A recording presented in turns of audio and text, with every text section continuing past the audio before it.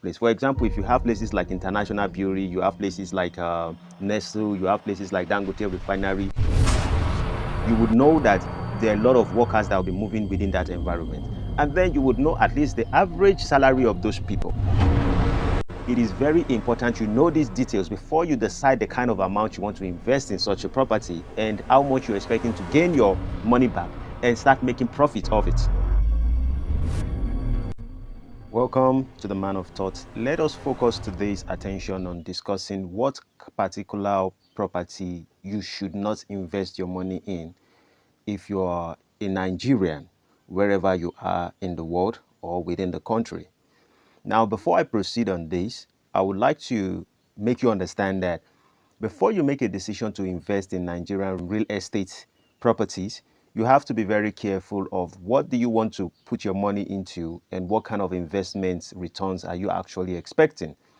Now, like they would rightfully say that expectation is always the cause of disappointment. So I would always say do not put your expectations too high. But while we talk about that, regardless if you make a decision to invest in real estate, you are expecting a return. And so most people are always interested in, I want to buy a product, rent it out, and so I can make more income. I would first of all tell you this, that you have to look at the stage of your life. What stage are you in life? What kind of money are you making? And what particular area can your money actually invest in? Because in Nigeria, we have places like Lekki, Lagos, Highland, and Banana Island, and the rest of it. If you are in those category, then it simply means that when you buy a particular product for over 150 million, 200 million, 500 million, if it doesn't pay you, you can actually sell it off. And sometimes the problem is that some people over-invest. And when people over-invest into products, it is most likely that they would lose it. But the beautiful thing about most of these investors, which I'm talking about those who have always been in diaspora, who have been moving in and out, some of them really don't care about losing couples of millions, maybe 100 million, 200 million in a bad investment. They are just trying new things out. So it wouldn't affect them. But when you are someone who is kind of systematic and you know you are not in those grade of spending those kind of millions, not because you can't really afford it, but because probably you have a lot of expenses, you have a lot of dreams, you have a lot of expectations for yourself and your family, and you want to be very careful of your investment. I would always advise that you ask yourself, do you actually want to go into renting properties? That means you want to buy a property and you start renting it out. If you want to do this, a lot of real estate organization, when you go and meet them and you tell them that this is my expectation that if I get a property, I want to rent it out, a lot of them are going to lie to you, give you the impression that once you invest maybe a couple of 50 million, 100 million, they are going to get tenants in that house that is going to be paying you rent. That's far from lie. And if they are doing that estimation, you would actually look at it like, if truly people are going to pay this kind of money and you are the real estate organization, why not also invest your own money and make the same couple of millions that you're promising me? So it's not actually going to work. So what most of them are actually seeking for is how to get the instant money. It is left to you to do your own due diligence. In fact, I would say this. If you probably do your due diligence and you realize that a particular real estate are kind of sincere and you go through their properties, you've gone to the estate to look at the kind of product they actually have, because I'm actually speaking more or less to the average investor, or but I call it, yes, average investor. If you're looking at this set of people, this set of mind, if that's where you actually operate in, I would say go to the estate. When you verify the kind of product they have, the properties around there, you look at the environment and ask yourself, how many companies are within this place? I'm talking about renting properties. You have to look at how many organizations are in this place. For example, if you have places like International Brewery, you have places like Nestle, you have places like Dangote Refinery, you would know that there are a lot of workers that will be moving within that environment. And then you would know at least the average salary of those people. Now, I am saying this because it is very important you know these details before you decide the kind of amount you want to invest in such a property and how much you're expecting to gain your money back and start making profit of it. So when you have the clue of all these things, then you ask yourself, If workers are much within this environment, are people trooping in or are people moving out actually? And if you see that people are actually moving in within that particular organization, the best thing you do is you look for a landed property and you structure the kind of building you actually want. You structure the building you actually want within that particular environment. And when you structure the building you want, you are not going to be building, maybe they are selling 2-bedroom or 3-bedroom apartments. You shouldn't be focusing on that. You should be focusing on how do I create multiple investment that I can use maybe a plot of land or 1.5 plot of land, which is going to be cheaper than you buying a house, and decide to make your own structured building.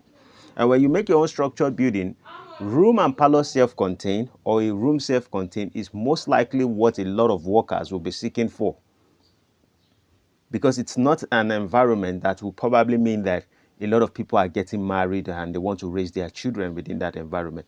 You have to look at the environment first of all. You have to look at the organizations. Are there much workers there? If there are much workers there, then you should be looking at it from the angle that they are going to be more of boyfriend and girlfriends, or more or less like 3 or 4 people trying to squat together. So room self-contained, room and parlor self-contained, room self-contained, room and parlor self-contained, or maybe 2-bedroom probably.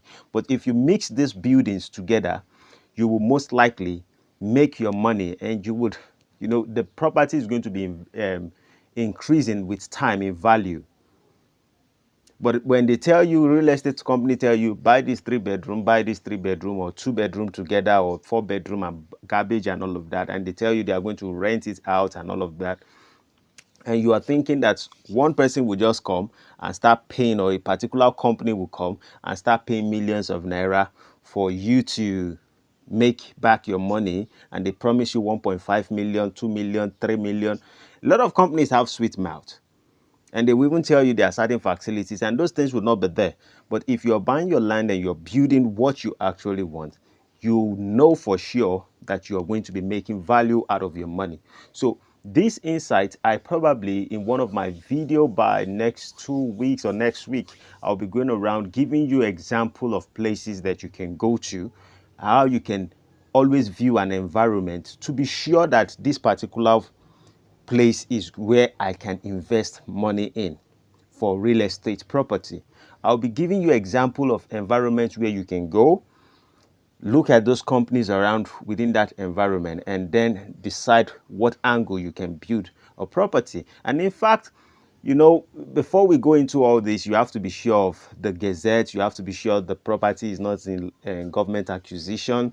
You have to be sure that you have go through the lands, you have gone through the urban, you have done a lot of due diligence, and you're sure that your property is safe, regardless of the fact that it's coming from real estate. You don't take their word for it, because majority of them are bloody liars.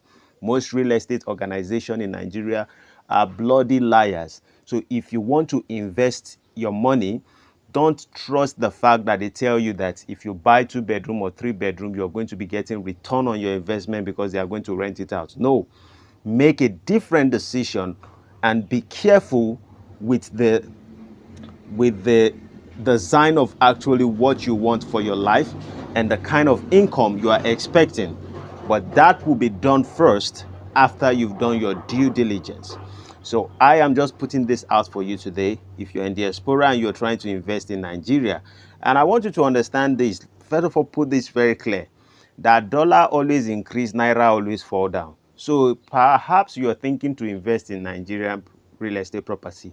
For me, I would have advised that anyone who is still making between couple of, maybe you're still an average money maker, you should be thinking of building something first for yourself. And you'll be like, maybe I don't come to Nigeria that often. But if you think that it is good to have something in your mother's land, in your father's land, you want to come back, you probably would like to come back to Nigeria at some point in your life, or you want to raise family, because there are a lot of people in diaspora, UK, US, who love the country they are working in. But the problem they have is that the women in that country are not, they can't trust dealing with the women in that country. So they may marry a lady there just to be able to have green card and all of that, and have raised maybe 1 or 2 children, and they want to come back to Nigeria and have another family. It happen well. It is important that you get your own property here so you can really see things, and it's useful that you do those things, because as a Nigerian, you always don't want to carry last anywhere you go. And certain steps are also important you take while you are making those investments for your children, for your family, and for yourself. So this, like I promised earlier, that next week I'll be doing certain due diligence, making a little bit of record for you out there. And I hope you are enjoying it. If you haven't subscribed, subscribe to my channel, like, share it to every single damn one of you. Thank you very much for the support, for the subscribers. I really appreciate. Let's make this get to 1,300 subscribers quickly, or 1,500 subscribers. Because the reality, let me just make this very clear. Real estate make their money through manipulating a lot of people by giving you false expectation. I am making my money off telling you the truth. I'm trying to monetize the truth by saying the truth and see what comes out of you being steadfast in saying the truth. I would never change my perspective on speaking the truth, but I want to see how I can monetize by telling you the truth. Please support me by subscribing to my channel. Have a blessed day. See you in the next one. Adios, amigo. And don't forget, if you want to sponsor, the floor is always open. Reach out to my contact, my WhatsApp contact. Go to About and you'll see my number and chat me up. Have a blessed day. See you in my next video. Adios, amigos. When you are revolutionary and you talk the truth, people will come and slap you down. Then you talk the truth again, they'll lock you in jail. They never hear anything at all. Then go hear pansa pansa. When you are revolutionary and you talk the truth, people will come and slap you down. Then you talk the truth again, they'll lock you in jail. They never hear anything at all. Then go hear pansa pansa.